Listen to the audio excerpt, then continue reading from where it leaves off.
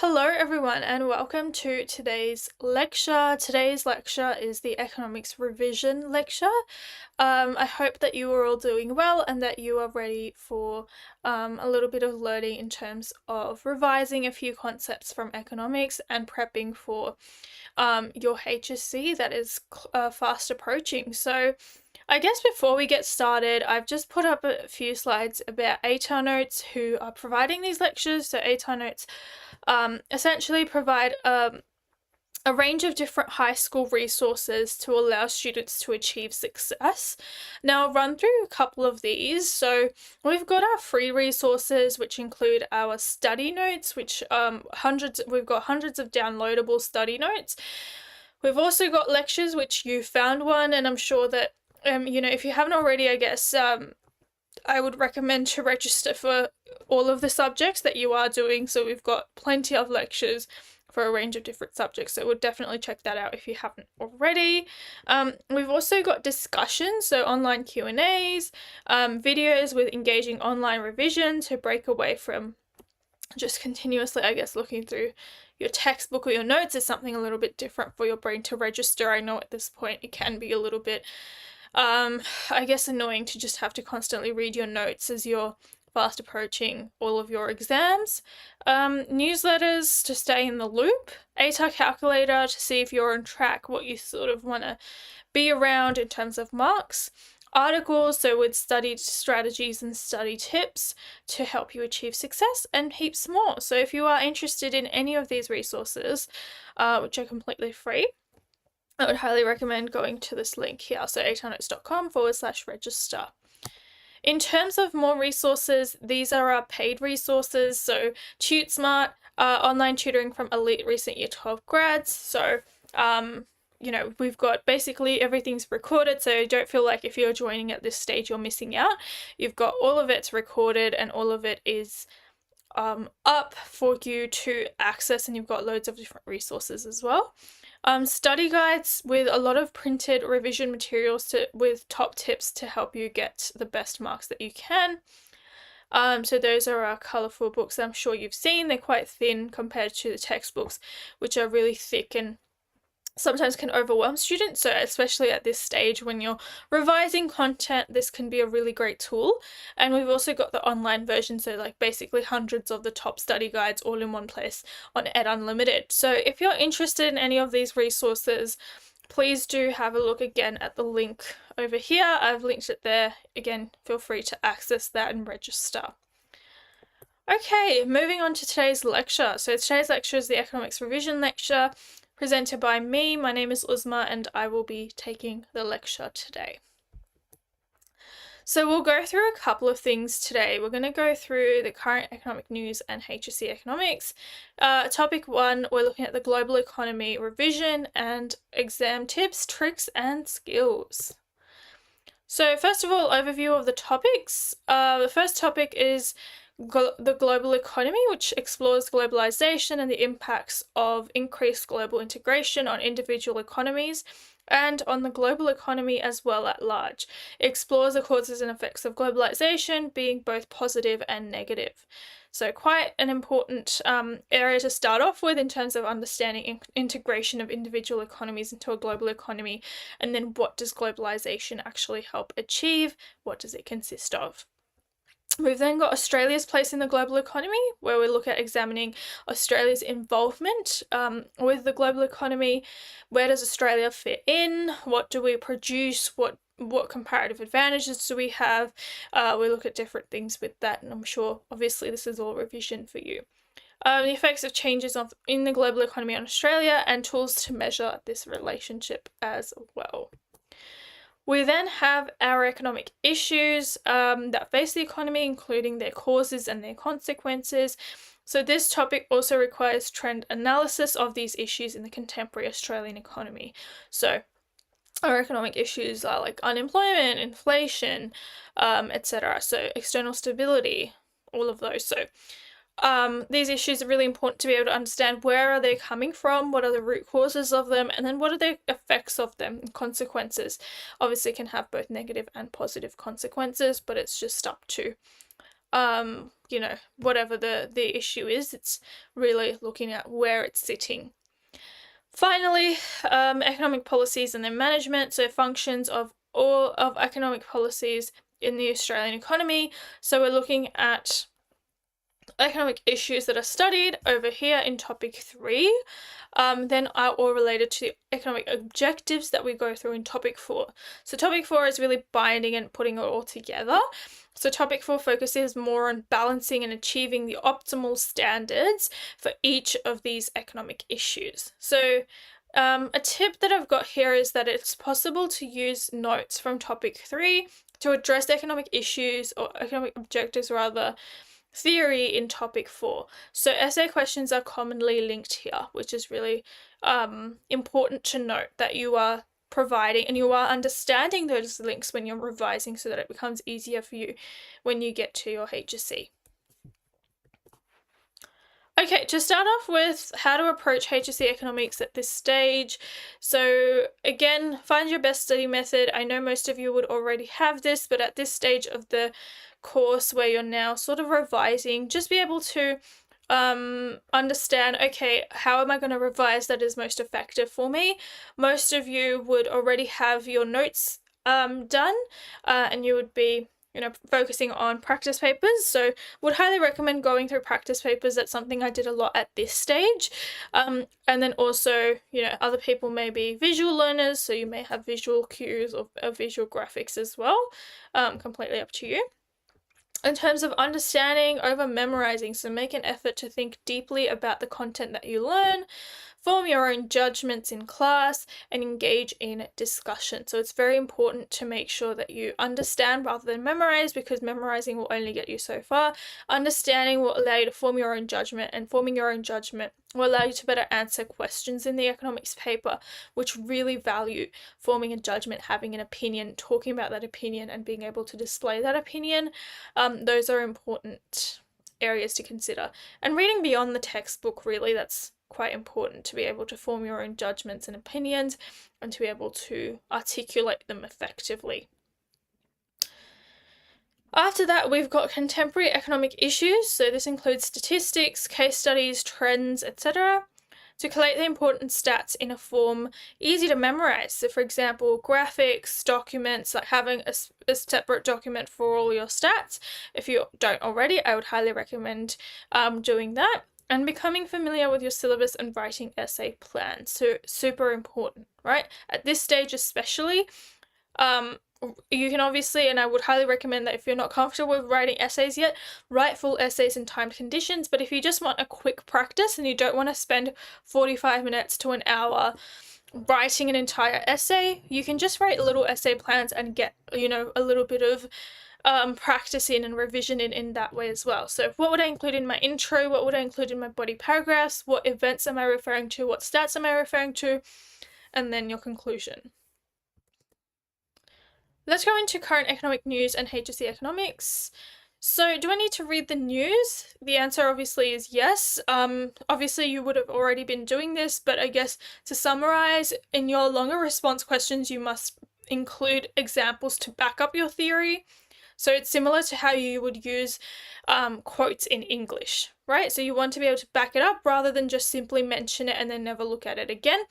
That's not going to get you the marks, right? So if you have you know, examples, you want to back them up and say why they are relevant where you're talking about them.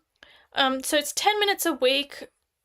I guess you know, it's something to do earlier, but if you haven't already, I would highly recommend spending a little bit of time to just go through it now, and look at the different articles and see what's been going on and making news throughout the year. How current do my stats need to be? So you don't need to know stats prior to 1990s, really. Like, you can know some of the events that occurred, but not really, like, it's not really that relevant. You should avoid giving current examples from pre-2018 unless you can't find anything, then it's fine. But if you can find something that is more current, like obviously, you know, try your best to find something from 2023, but if you can't, then 2019, 2020, 2021, 22, 23 is fine. HSC papers are written in around the middle of the year, so they won't expect all the stats to be super recent, but if you can try and make them as recent as you can, that would be beneficial and helpful, right? Stats that you must update include the cash rate, the economic growth rate, the US dollar over the Australian dollar, so the exchange rate, and a lot of this is coming from the RBA snapshot, which I'll show you in a second. So we can definitely have a look at the RBA snapshot if you're feeling a little bit worried about how do I get all this information for all the different months. The RBA snapshot does a really good job at it, and it's like a really nice infographic for you to access. So yeah, that's that. And then how can I remember it all? Highly suggest that you tie it in with the theory, right? So make sure that you are able to understand the theory and then how the stat relates to the theory, and be able to then form your own judgment, rather than just having random examples that you've just memorized because you've been told to know stats, right? Make sure it makes sense to you. Color it differently to note, so you might have your stats in blue or green or something to allow it to be different, or you could have it just on a separate document as well. Summary tables and graphs are really good for really important key events such as the mining boom, GFC, COVID-19, and then the current recovery from that and what's happening right now in the economy as well. So that's a really great place to note down, okay, what's happened, what actually happened to employment during that time, what happened to economic growth at that time, what happened to inflation during that time. And it's really important because one of the essay questions will have stimuli, and a lot of the stimuli will have the different years, and will show, for example, the trends in inflation from 1990 to 2023, or trends in employment from 2000 to 2023.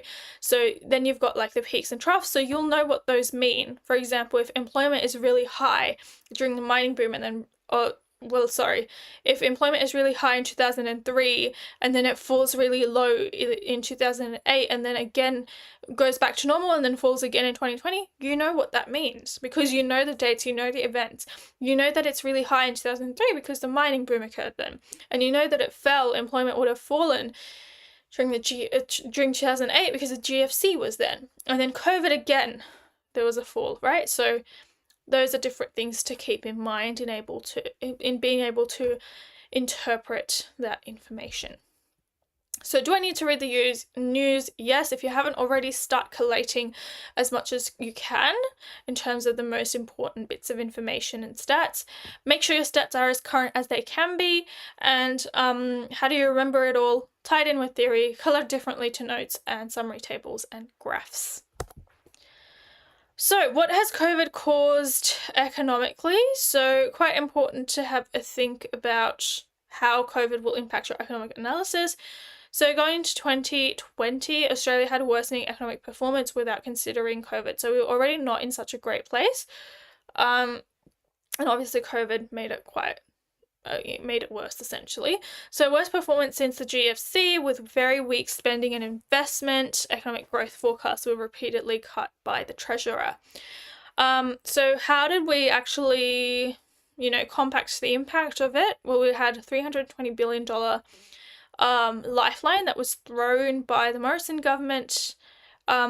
That was the government in power at the time, and the stimulus actually represented about 16.4% of GDP, which is a significant chunk of GDP.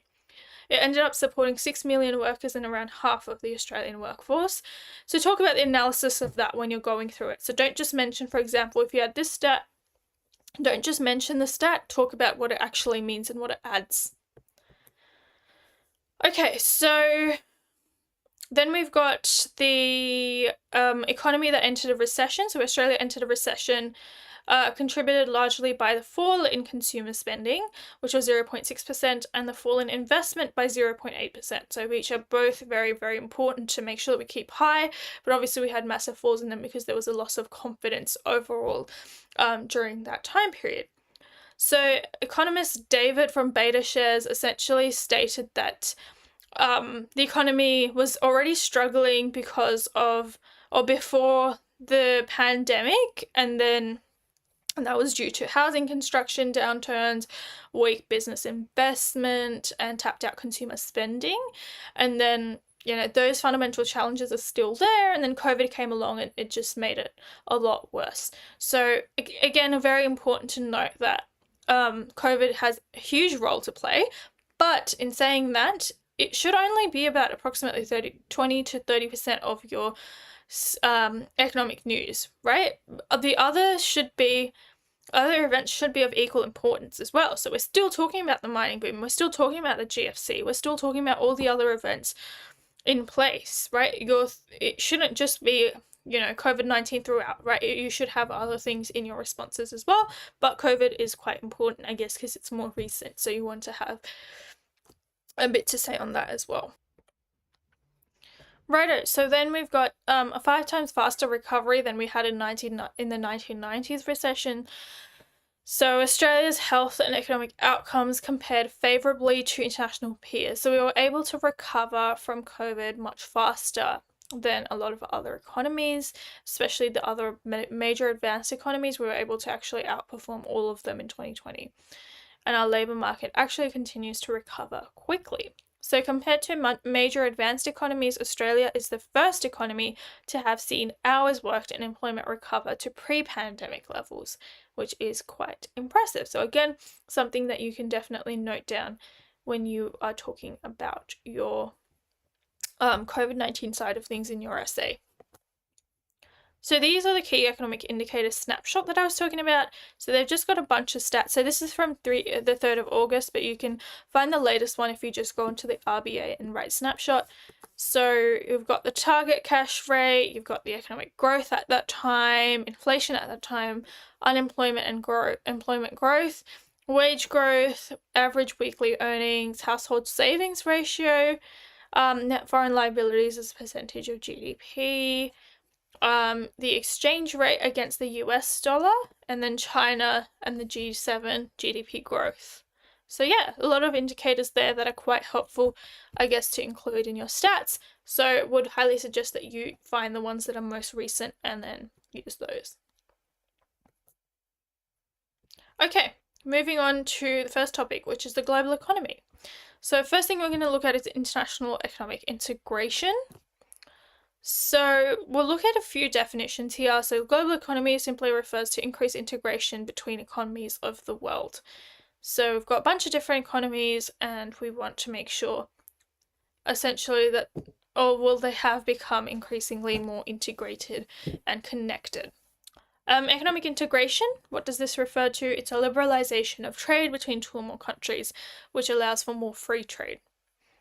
Financial contagion, essentially this idea that news of an economic disaster results in financial traders moving their money out of the affected area or nearby areas or economies, for example, in Europe. Essentially what it's trying to say is if they feel like there's an economic disaster coming, they're going to get their money out of there in the case that, that disaster and ends up taking their money or impacting their returns. We have then got gross world product, which refers to the total value of goods and services that are produced worldwide over a period of time. So for example, a year measured in the US dollar for consistency. So quite important to make sure that you understand gross world product, which is something the syllabus talks about as well. And then GDP as at PPP. So total value of gross world product in a given time period adjusted for variations in price and different exchange rates. So I guess, just to note quickly with the PPP, essentially what it's trying to say is they're trying to remove the effects of one-off little fluctuations or volatility because they know that that's not an accurate depiction of the price, so they're taking that out to have a more adjusted and appropriate and accurate GDP. Okay, so advanced economies, they make about 40% of world GDP at PPP. So 14% of the population is coming from advanced economies.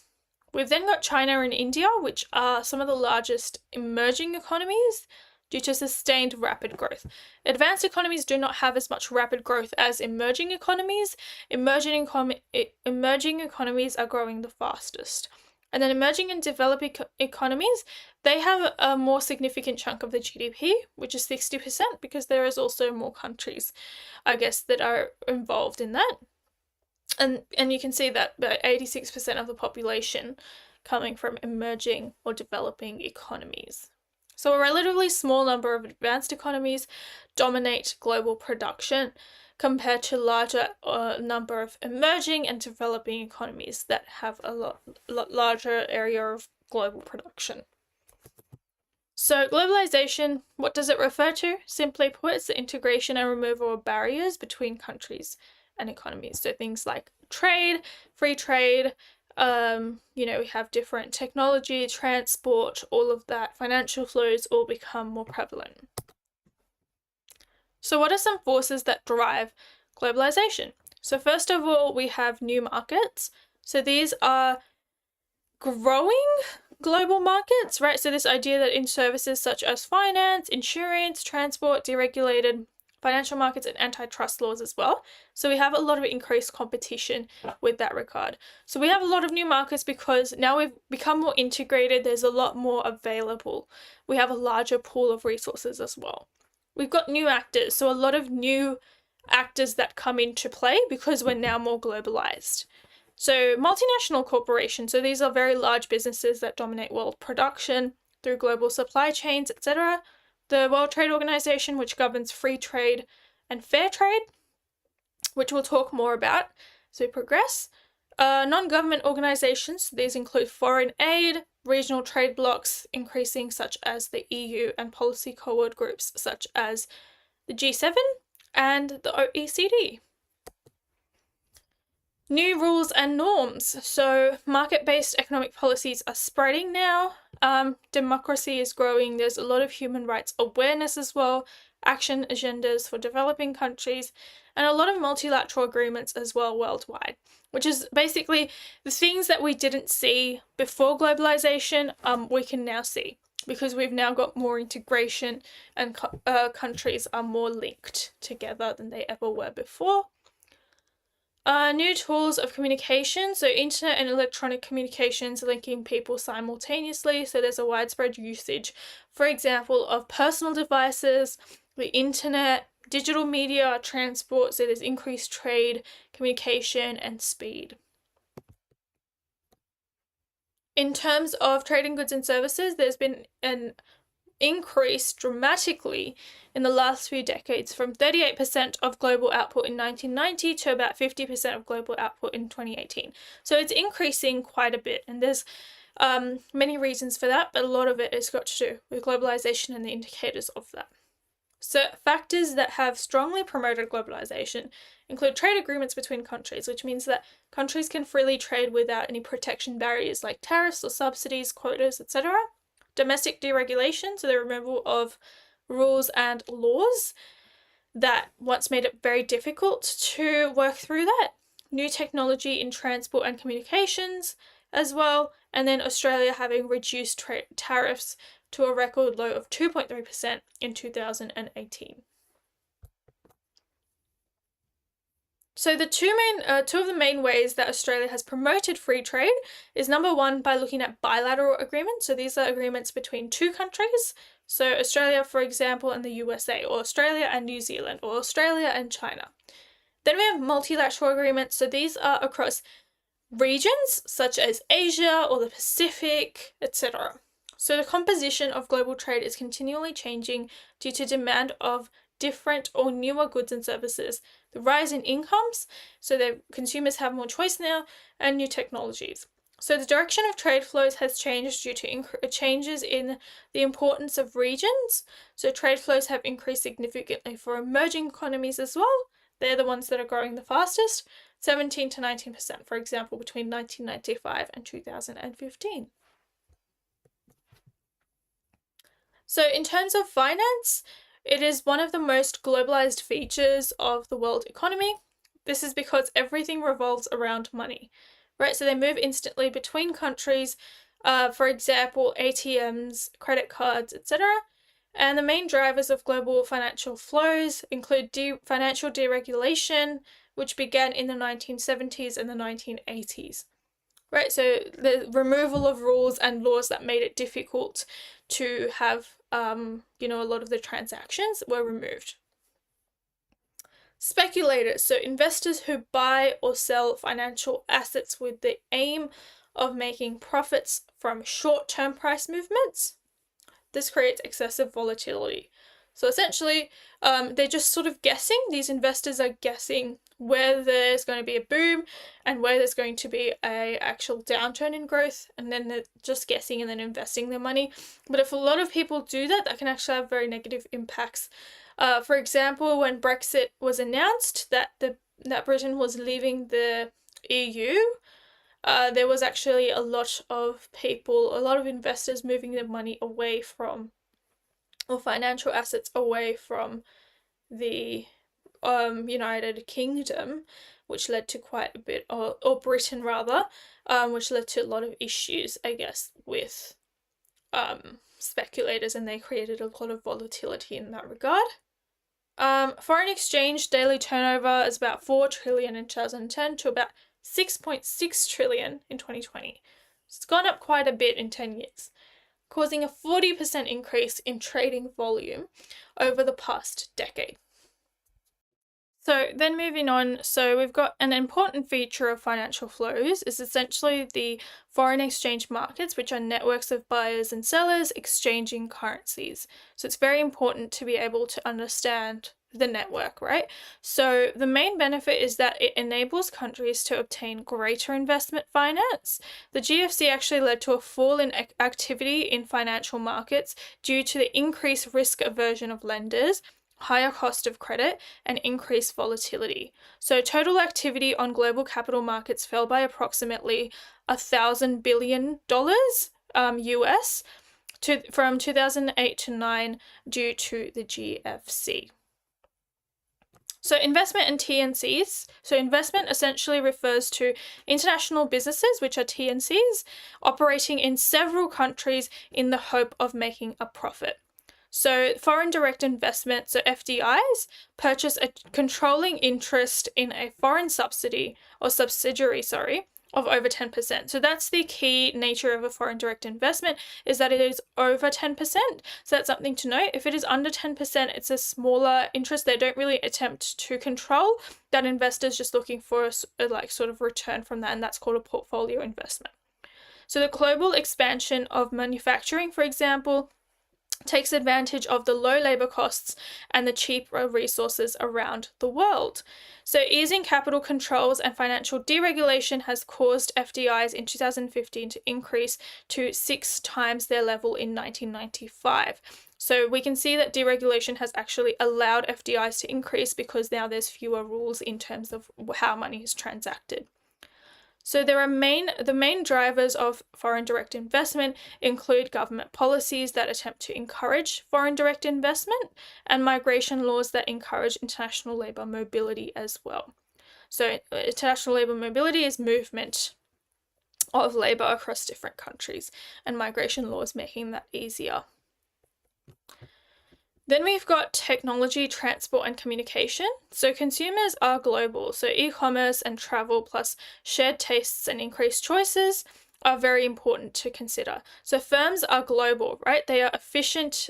We're looking at efficient inventory management. We're looking at less waste. We're looking at increased competition and efficiency, reduced labor costs, and improved communication.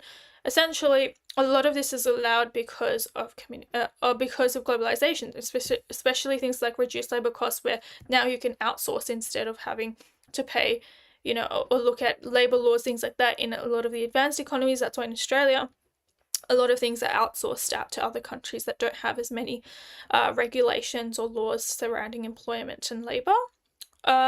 Technology diffusion. So this is a way in which technology spreads from one country to another. So we've definitely seen an increase in that over the past decade. Transport. So transport infrastructure includes roads, railways, airports, and the services that flow from it. So etc. So for example, looking at it's very important for the movement of resources as well. So communications, we're looking at growth in telecommunications has resulted in the rapid spread of information and communications technologies. So they have significantly increased efficiency as well. So really important to look at what role communications has played as well. So we can see that definitely with telecommunications growing significantly, that has a role to play in terms of where we are in globalization as well. So for example, we've got the introduction of 5G networks, which is set to increase global GDP as it facilitates faster mobile connectivity and continues to drive gains in productivity and efficiency. So we can see those different examples of technology and how they play a role as well. So technology, transport, communication are great indicators of globalization. So then we've got the International Division of Labour and Migration. So the International Division of Labour essentially is referring to tasks that are allocated to different people in different countries. So it includes multinational corporations. So this includes establishing manufacturing plants, how they've been able to outsource in emerging economies to utilize cheap unskilled labor as well, like we talked about earlier. And then geographical mobility, so the ability to move to different countries, things like that, and migration of all workers to developed economies. So in terms of immigration laws around the world, generally they restrict lower skilled workers from moving to other countries. So that's something to note down there, is that that can be a potential deterrent of achieving, I guess, maximum globalization. Australia's major intake of migration is in the category of skilled migration. So 3% of the world's population have migrated to work in different countries, according to the World Bank. So definitely something to note there as a statistic that you can talk about in terms of the International Division of Labour. So human capital flows towards advanced economies due to their increased opportunity. So, people are likely to move towards advanced economies because they have a lot more opportunity, they have a lot more employment opportunities, things like that, and allowing of success in terms of the skilled nature of things. Increased technological gap between developed and developing as well. Then we've got the international and regional business cycle. So this refers to changes in world output and economic activity as well. So these are changes in the international business cycle that have varying effects on domestic business cycles. So depending on the level of a country's internationalization and integration as well, that is something important to have a look at. So it's very important to look at how the international business cycle is changing, because now we're more integrated than we ever were before. So it's almost like a domino effect. If one domino falls, the rest of them will also fall, and that can cause quite a few issues. So in terms of the regional business cycle, it refers to the fluctuations in the level of economic activity in a geographical region of the global economy over time. So we're looking at, for example, the EU. So this is a little bit different from international. This is just looking at one specific region. So for example, Europe, or just Australia, or just the Asia Pacific, whatever it is, rather than the entire economy as a global economy. Regional business cycles can be different to international business cycles because different things are going on in different countries. So research by the RBA shows that 63% of changes in output in Australia have been due to changes in interest rate growth levels and inflation from the G7, the group of 7, which are the top 7 economies essentially. So you can see the significance of the role that the G7 plays as well. But again, overall, these are some things to note down that are quite important in terms of understanding what the international business cycle is, what the regional business cycle is, and then be able to talk about changes in output, things like that, in terms of the G7, the role that they play as well.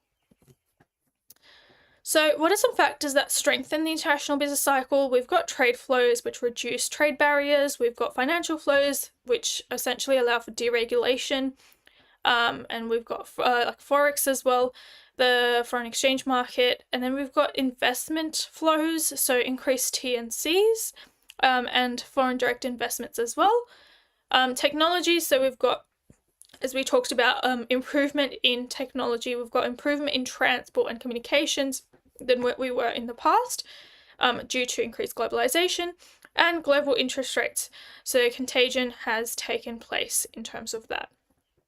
with factors that weaken the international business cycle, we can definitely have a look at the domestic interest rates. Again, contagion is a result of that. Government fiscal policies, so taxes decrease spending.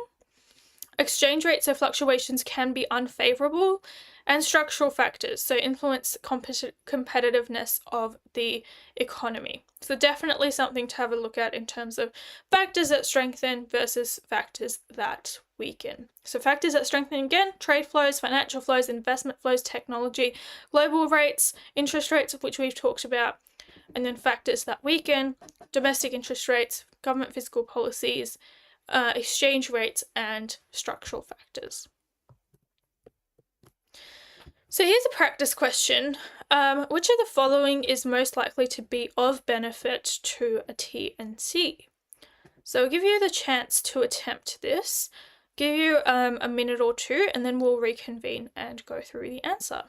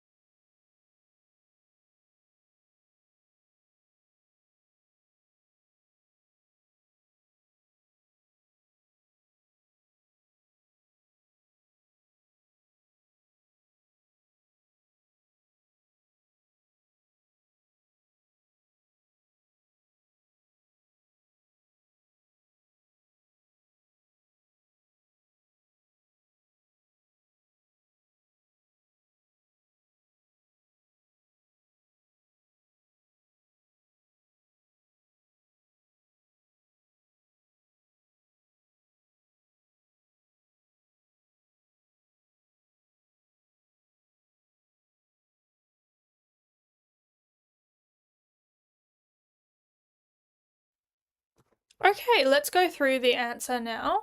So the answer for this one is D. So migration laws that encourage international labour mobility. So this is going to be of benefit to transnational corporations, because transnational corporations will find that when there is more labour mobility, they have more of an ability to employ labour that is skilled, or labour that they essentially need.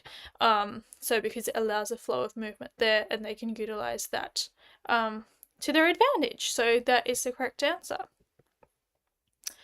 Okay, now we're going to move into the protection side of things. So the first thing we're looking at is protection, the definition of protection, which is essentially the use of artificial barriers which restrict the free flow of goods and services in international trade to give domestic producers an artificial advantage.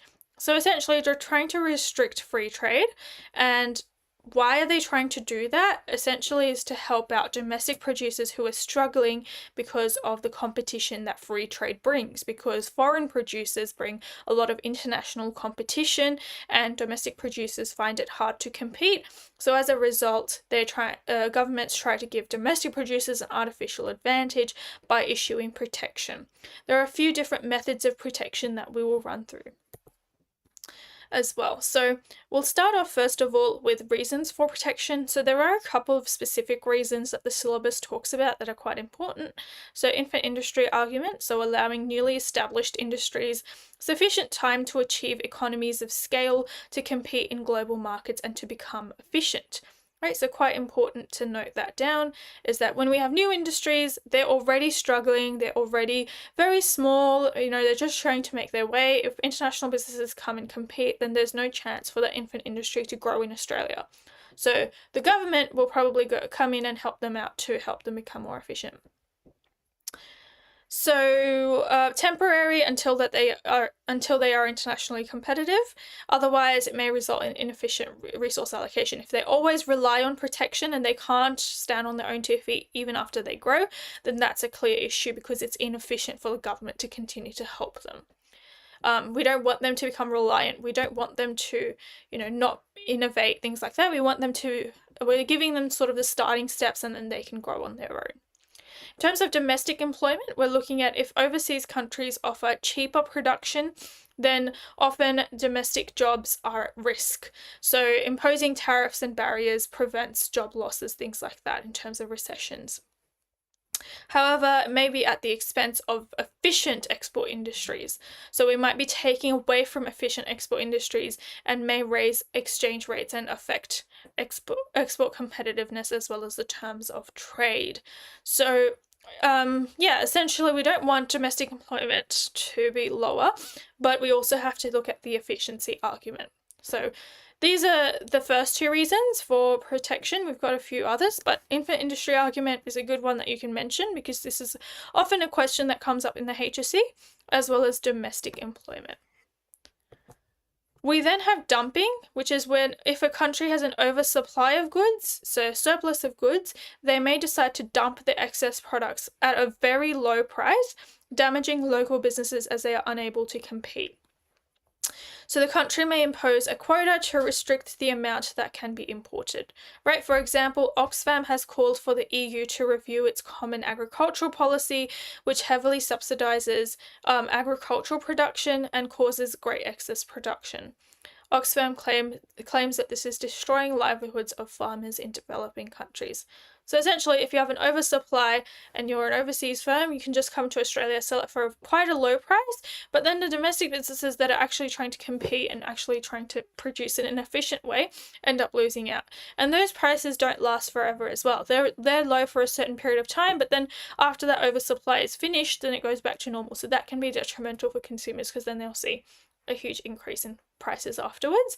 So that's something to note down as well. So it's not really helpful for those individuals, and especially not for domestic producers. So that's another reason that the government may decide to step in and restrict the amount that is imported into the country to prevent dumping. Then finally, we have defense. So the defense of a nation in the event of a war or defense of a culture. So some countries, just as a personal preference, even if they don't have a comparative advantage in producing a certain thing, just as personal preference, they may decide to have that specific product just made in their own country because they like it that way. It's, retainment of culture or as a form of national security. So this can be, for example, countries having their own goods, such as weapons, or own food in case of wartime blockades, things like that. So 4 reasons to make sure you remember for protection. Infant industry argument, these are small industries that are just growing out, so we help them until they become efficient on their own. Domestic employment, we know domestic employment will likely fall because of international competition, so that's a reason that the government can use for protection. We know dumping, oversupply, they don't want that because it's inefficient, it's damaging to local businesses, and defense of the nation as well. So here's a practice question from the 2017 paper. Question 21A says, why can dumping be used as a justification for trade protection? So this is a 2-marker. I'll give you about 4 to 5 minutes to attempt this one. Just give you a little bit more time to plan it out, to write a response as to what you think would be included in this, and then we'll reconvene and go on in terms of the lecture.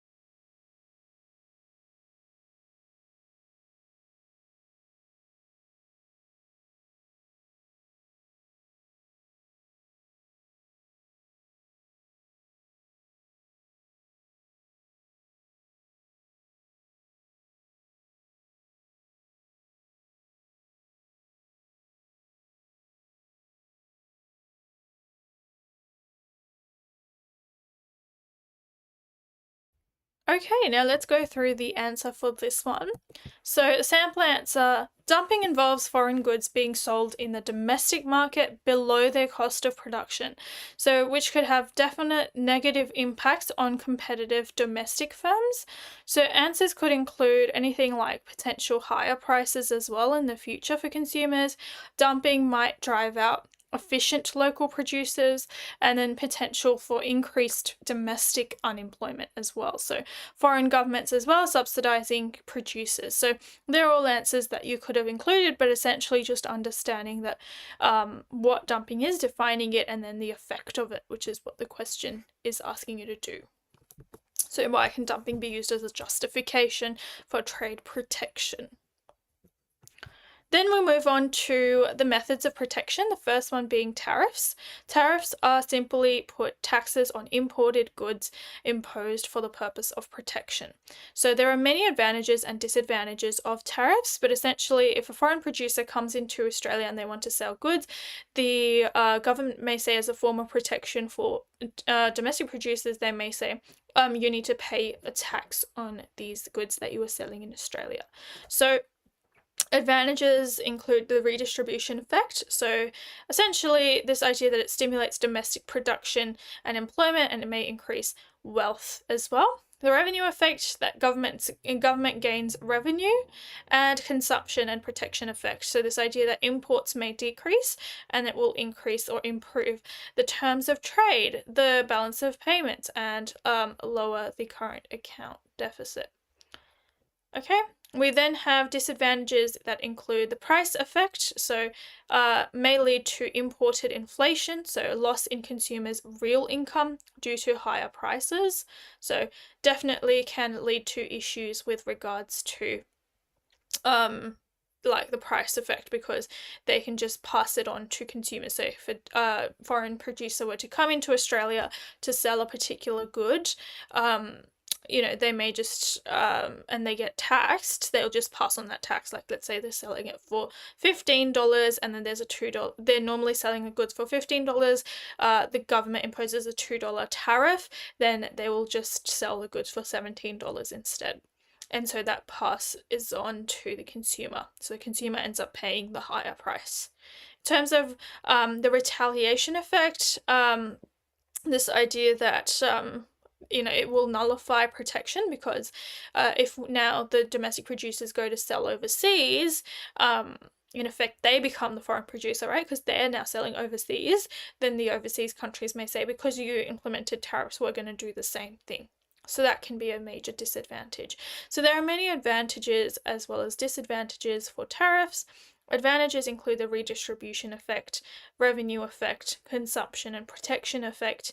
Disadvantages include price effect, and then the retaliation argument as well, that they may decide to retaliate, which can cause a few issues there. We've then got quotas. So quotas are a quantitative restriction on certain categories of imported goods. So they're essentially trying to limit the amount of goods that can be brought into the country. So government saying, no, you can't come in and sell as much as you want. You can only sell 50,000 of this good.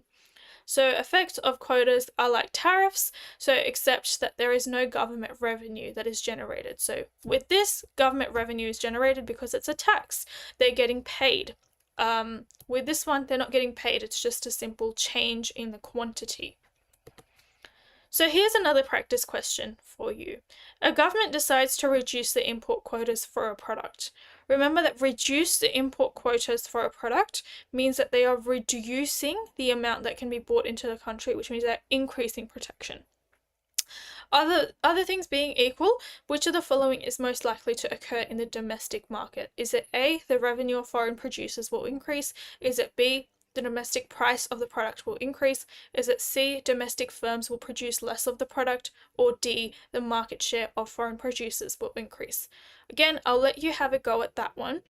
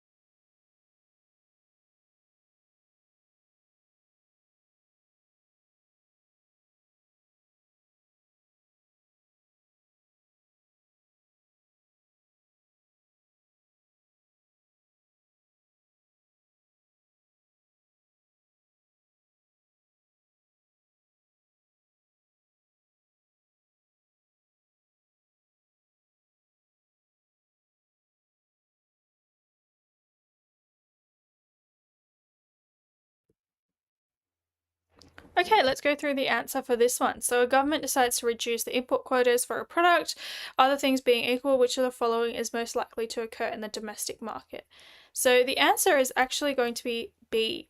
The domestic price of the product will increase because now that there is increased protection, domestic producers get the favorable outcome compared to foreign producers, right?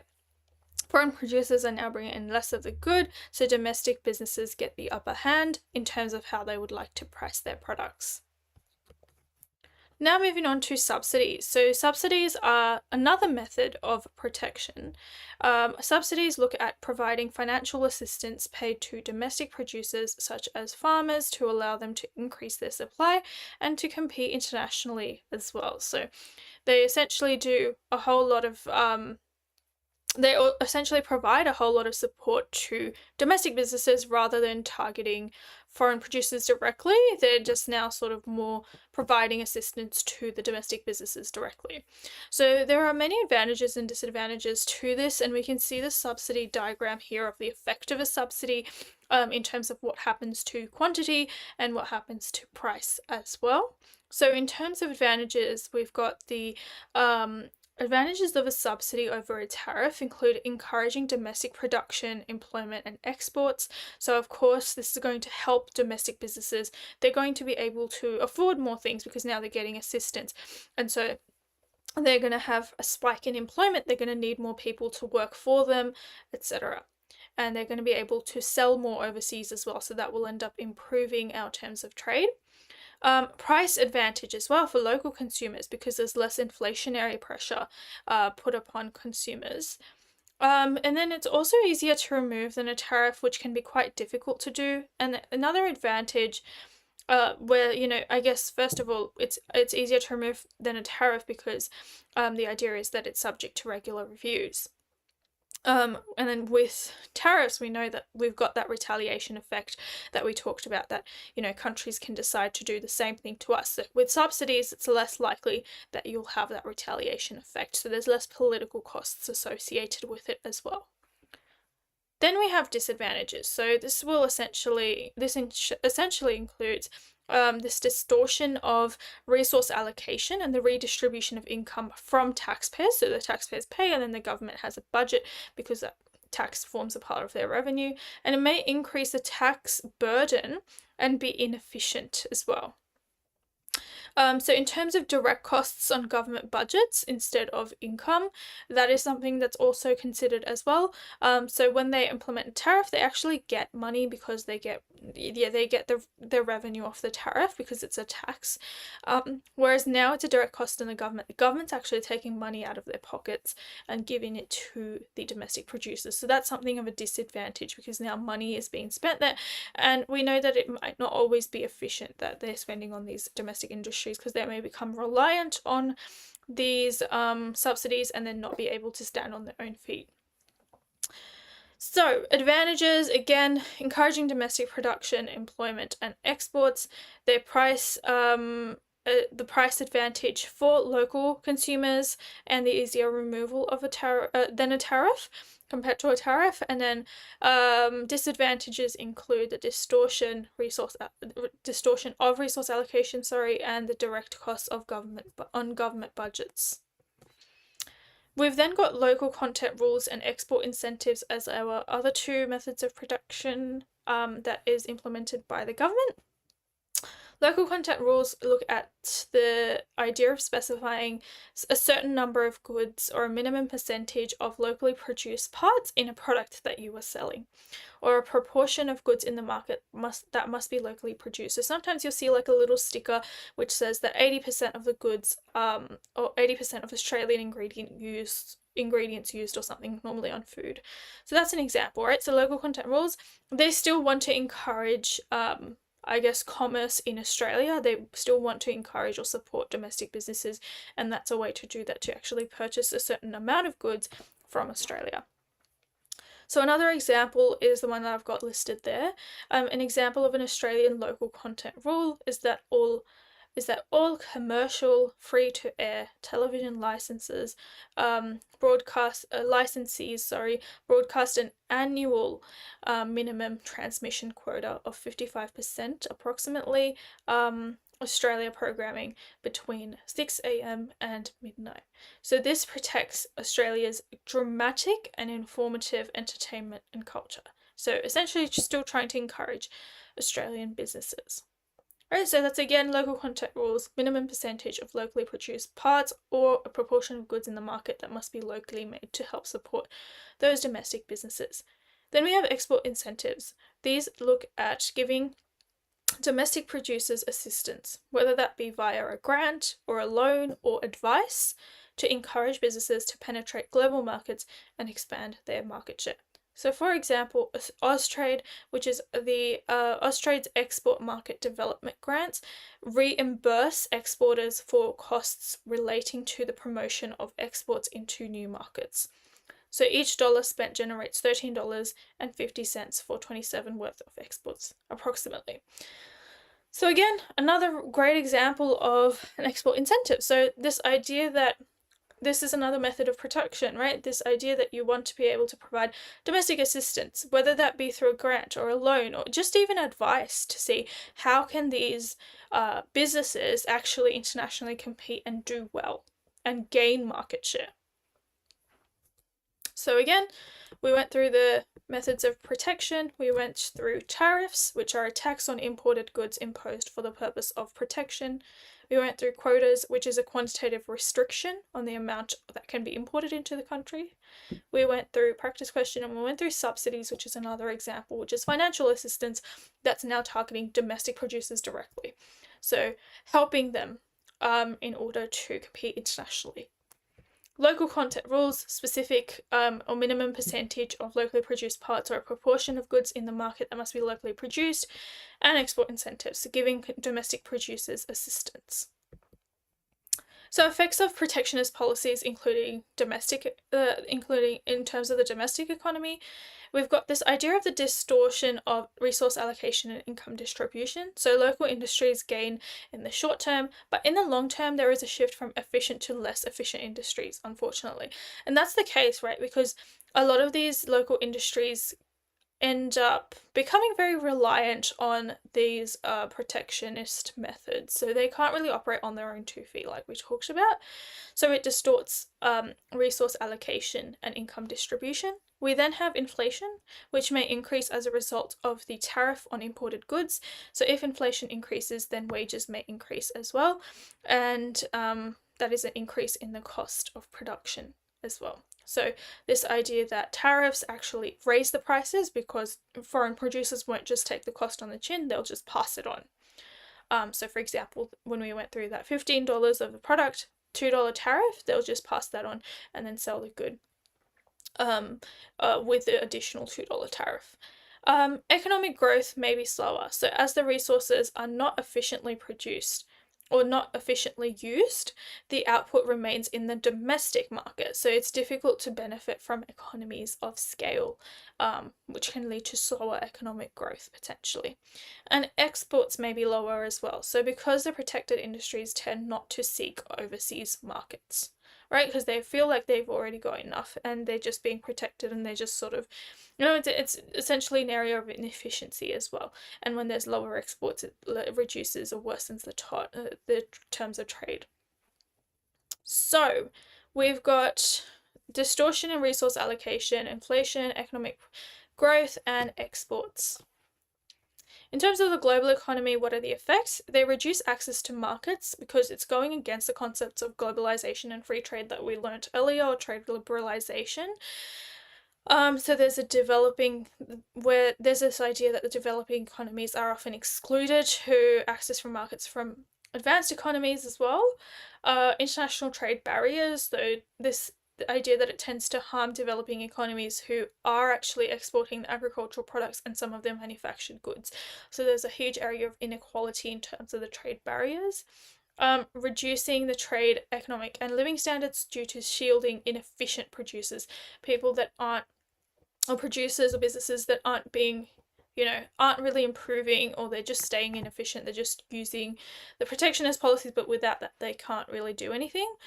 And then a decrease in global economic growth as well, and capacity due to inefficiencies across the board. So there's a huge misallocation of resources, and this will lead to higher prices as well. We talked about. So reduction in access to markets, international trade barriers, reduction in trade, economic growth, and living standards, and decreasing global economic growth and capacity. So those are some of the effects of protectionist policies in the global economy. Again, domestic economy, a distortion in resource allocation and income distribution, inflation, economic growth may be slower, and exports may be lower. Okay, and that concludes the protection side of things. We'll now move on to the tips and tricks section in terms of approaching the HSC exam, because I know that you're going to be sitting it in a couple of weeks. So here are a few tips and tricks on how to achieve success. So first of all, in terms of the multiple choice, please be extremely careful when you're reading the question. So examiners often use tricky and challenging words, or like they change the questions very slightly so that the meaning completely changes to what it would be. And students often miss it and they end up getting the question wrong. So this is especially important because economics is one of those subjects where the multiple choice is quite difficult compared to the other HSI Year subjects, so it's something to note down there, that they do try to make it difficult. They do try to trick students a lot with the wording. So words like long-term impact and short-term impact, high and low, hypothetical economy and specific economy, what would happen and what is happening currently in the economy, expenditure versus revenue. So those little things, but those are little things, but they make a huge difference in what the question is asking and what they're trying to say. Please be mindful of the language that is used. Please read the question, repeat it, take down any notes that will help you understand the question before, read all of the different options before choosing the correct one. Use the process of elimination, and please do ensure that if you find that two options seem like they're both correct, which is often the case with economics and the multiple choice, please make sure you choose the one that you feel like is the most correct. Because they will try to throw a lot of curveballs in there to try and trick you. In terms of common skills, questions students often get tripped up on can be considered to be commonly tested economic skills. So really, you have the time to practice. So please do practice those questions now, so that in the exam, you're not like, I guess feeling overwhelmed or you don't know how to answer it. These are commonly tested. So you will see that a lot of these questions are seen in past papers. So you will kind of know where to go from. So calculating the current account deficit based on a table of values, or calculating the multiplier value. So do you know the MPS? Do you know the MPC? Do you know what the multiplier is? Because they can even ask you that in a short answer question. Recognizing the size of a tariff and subsidy as well. So those are really commonly assessed, so please do make sure that you go back to past papers, you look at them, you attempt them, and then you also attempt to mark them. So go through the marking guidelines, see where you went wrong and where you went right, and then if you have questions, it's a great time to either ask your teachers or your tutors, whoever is available to help you out. So again, language, please be extremely careful when you're reading the questions. Common skills, making sure you know your common skills, and they're commonly assessed, so you can always check the past papers. Questions 17 to 20 are the back end of the multiple choice. So the economics multiple choice exam is mostly ordered in terms of difficulty. So this can result in students becoming less confident as they approach the back end of the paper or the final questions.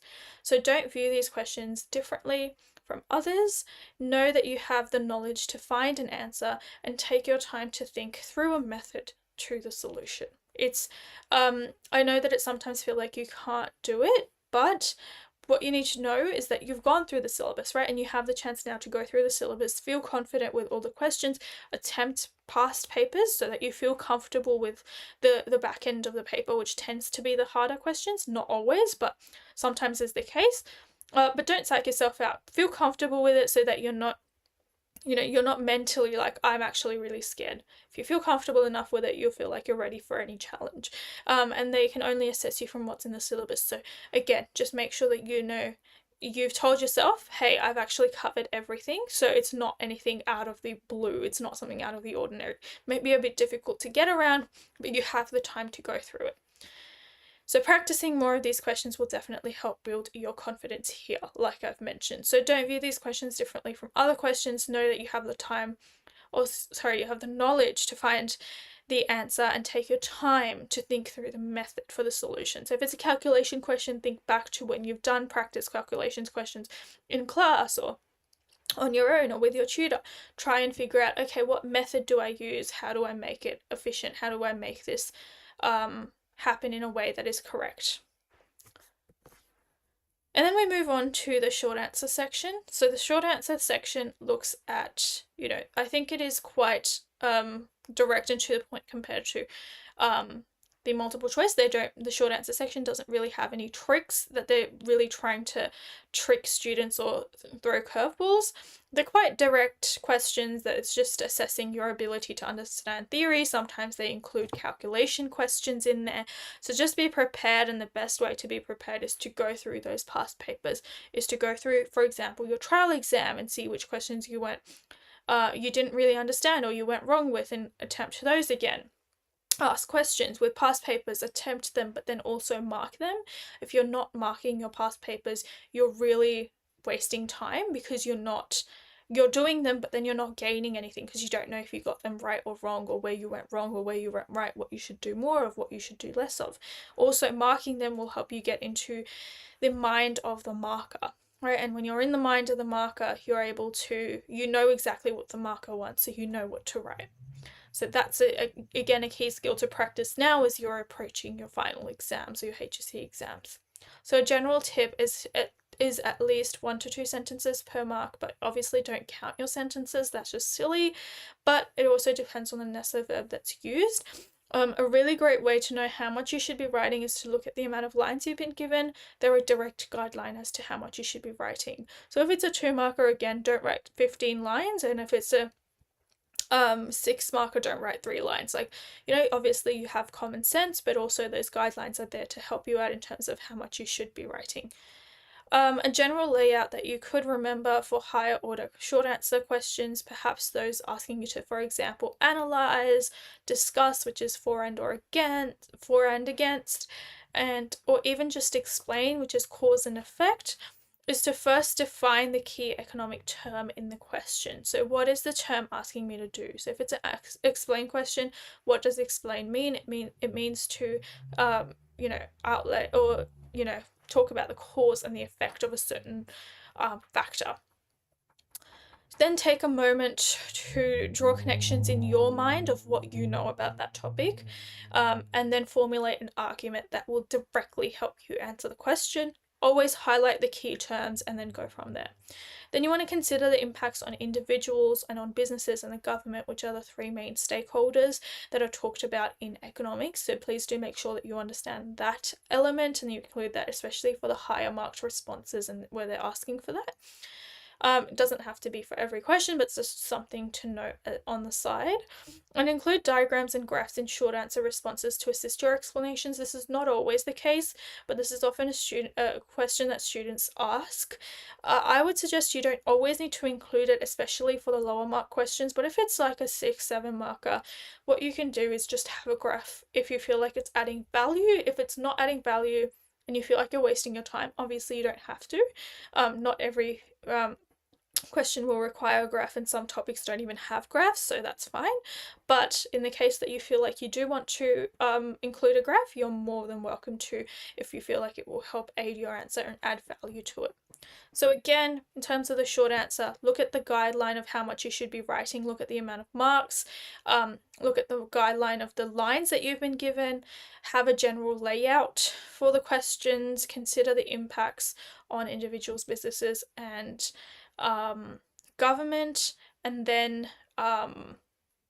if you feel like it's helping or adding value, you can include diagrams and graphs in your short answer responses. In terms of essay tips, a couple of tips that I would always suggest is to plan out your response. What am I including in my intro? What am I including in my body paragraphs? What are the stats? Just quickly note them down on the side after you've started your writing time. Complex sentences are not always rewarded. You don't all have to be very fancy. You can just be simple in terms of your explanation, but, be succinct, but, for example, don't have slang in your writing. That's obviously not going to help.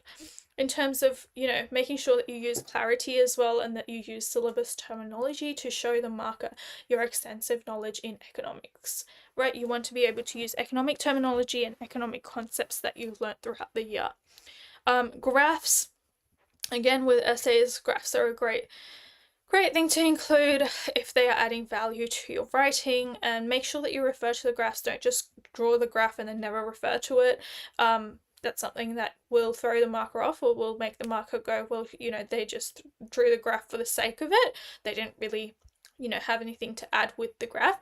Refer to the graph, you can even label it figure 1, just like your textbook does, and then talk about it like that. Succinct but no slang, it is still an essay format, so try to be, not too informal to the point where there's slang. Theory versus fact, so something in economics that we like to, I guess, remind you is that, the theory aspect is sometimes very different from what happens in real life. So theoretically, this could happen. Mentioning that, for example, can help, but also don't write that for everything. Don't write may or might, because sometimes it can come off as not confident. So find that balance, strike that balance of could theoretically, that the difference between, or you're trying to show the marker that the difference between what's theory and what's going to happen in real life can sometimes be very different, but whilst also depicting that you are very confident in what you're saying. Counter arguments, so this can be really beneficial for where you have to form judgments, and you can have, for example, 70% argue for, 30% argue against, where you have a however statement to show the other side, especially with for example, talking about policies. You have limitations and benefits of policies, so you can split that.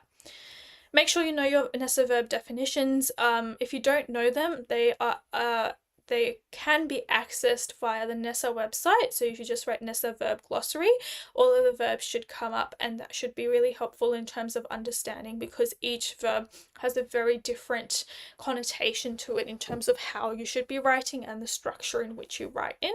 So just make sure that you know what verb it is and how to attempt that. So I would start practicing using different verbs and seeing how you go, and then seeking feedback either from your teachers or your tutors. And then you've got stats. So you must not just state the stats, because that's not adding any value. Again, that's simply just at that point you're just again doing it for the sake of it. You're not adding any value if you're just saying the GFC reduced employment by X% due to lower consumer spending. Okay, but why? What happened? Give us an explanation as to what's happening. Treat it like a quote in English where you follow a Peel method. You're actually explaining the evidence. Same concept applies with stats in economics. And then wide reading quotes you can include as well. So again, a quick rundown of the essay tips that I've got. Plan. Make sure that you understand that you don't have to be overly fancy or complex. Clarity and use syllabus terminology. Make sure you've got graphs in your writing. If you feel like it's adding value, and refer to the graphs in your essay. Succinct but no slang. Make sure that you've got that idea of could theoretically, you understand that gap, but don't be don't come off as not confident in your arguments. Have counter arguments if they're adding, especially with judgment questions. Have however statements, again following on from the previous point. Know your Nessa verb definitions. Access them via the Nessa verb website, Nessa verb glossary. Stats. Make sure that you are treating them like a quote in English. You are analysing them. You're not just simply stating them and then never referring to them again. And wide reading quotes as well. How to pick the right essay question. So read the essays first in your reading time, and then read the rest of the paper. Then when you read over the rest of the paper, you can go back to your essays. For some people, they feel more confident in certain areas, and you can start by thinking, okay, which one do I feel the most confident with? How do you know which one you feel the most confident with? Which one do you feel like you have a lot to say for? Like you have a lot to brainstorm? Which one do you feel like you know more stats for, more events for, more ideas for? Maybe you've gone through a certain topic and you really feel confident with it, you're really passionate about it, and you find it really interesting. That could be another reason. Which lends itself more towards our contemporary economic climate. Right, so with one of the questions, you'll be given stimuli to work with. So look at the stimuli. Which stimuli can you assess better? And analyze better? Which one do you think could be easier for you? Which one, in terms of band 6, which one relies on less strict theory and more analysis? Right, that's something to note as well.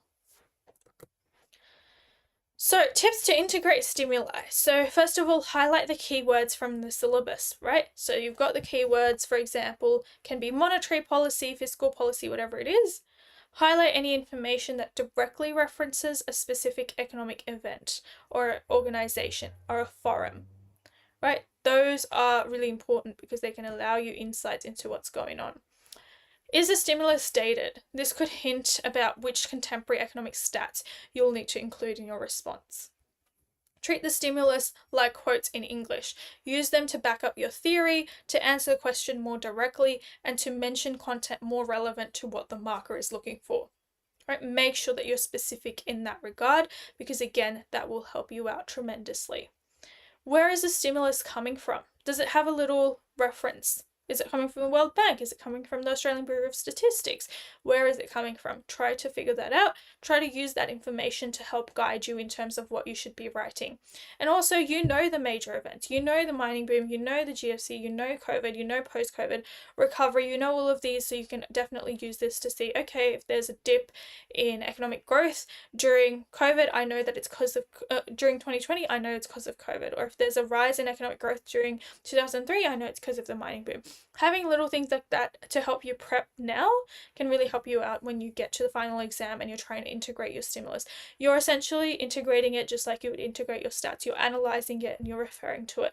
A really big mistake that students tend to make is that they don't integrate that stimuli. They don't refer to it enough, or they don't refer to it at all. Please don't do that. Right, they really want you to refer to it. That's why they're wasting ink on every single paper, printing out those extra graphs, those extra quotes, those extra little tables, because they want you to refer to them and talk about what they add. So here's an example essay question. Assess the effectiveness of monetary policy to manage price stability and economic growth in Australia. So you've got the theory aspect, which monetary policy, inflation, economic growth. Right, those are the key terms of the question. Price stability refers to inflation, economic growth, monetary policy, monetary policy. Now it's saying the directive is assess the effectiveness of. So what is assess the effectiveness? You need to order your paragraphs and theory according to importance. What do you think the importance is? That's up to you to decide how effective something is. So you need to make a judgment.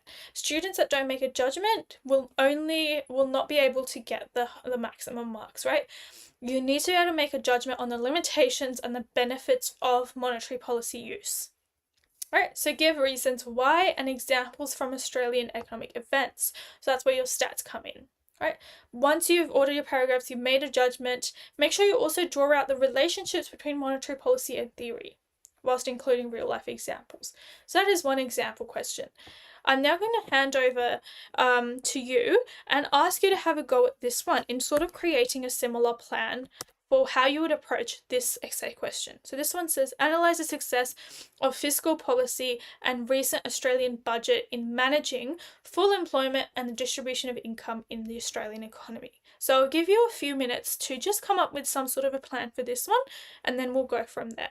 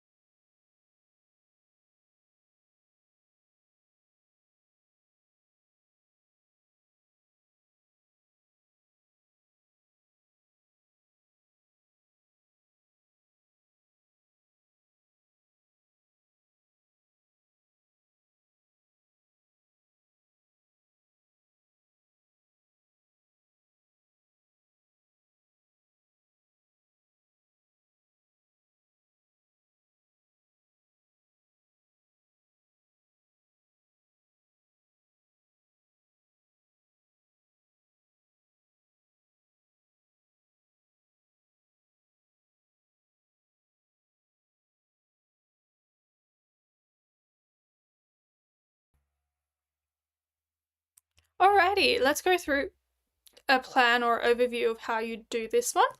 So in terms of a plan, looking at budget outcomes and stances, so theory from fiscal policy is quite an important one that you can mention there. So what are the different types of outcomes? What are the different types of stances that can be talked about? You can then also have a look at the budget overview from the different years. So the most recent budget overview would be good to include in this as well as employment and income trends to allow you to answer to the full employment area. And then income trends as well, like in terms of answering to the distribution of income area. Trends are really important, and they are really good to include because it will show the marker your extensive knowledge and understanding of the different economic theories, but also that how do we apply that to real life? What have we seen occur? In terms of unemployment, we can look at the underutilization of labour as well and budget specifics, so that will allow you to answer more towards the managing of full employment. And then in relation to distribution of income, we're looking more at the budgetary effects and the Lorenz curve, etc. So you can even draw out the Lorenz curve. And then with unemployment, you can even draw out the Phillips curve a little bit if you feel like you can link it as well. And then you have an overall analysis of the success of the budget as well. So, yeah, essentially that's a little bit of a plan of what you can talk about in terms of assessing the success. Again, assess the success. You do want to have a similar concept of the directive that we've talked about here. So hopefully you've got that down. In terms of quotes, you can use various different media articles, media websites as wide reading. So for example, you can sort of list them, and then once you've mentioned them, you can tick them off as you go in terms of the essay so you don't forget any. So that's why I would suggest that when writing time starts, you quickly jot down a few things for each essay question, because at the start of the exam, you arguably have a lot more information that's retained, and as the exam progresses, you're focusing on other things, you get distracted, you may forget certain things that you remembered at the start when you first read the essay question. So when writing time starts, just have a go writing all of those down so that you have that on paper, so then you can tick it off as time passes and you're writing your essay. Even if you decide to come back to your essay at the end, that's fine as well. Just write a few things at the start so you don't forget or you don't get distracted. Okay, and essentially that brings us to the end of today's lecture. So thank you so much for listening in today. I hope that you found this lecture somewhat insightful and you took something away from today's lecture that you'll integrate into your revision and your studies. Yeah, so that's all from me. So thank you so much for listening in. And yeah.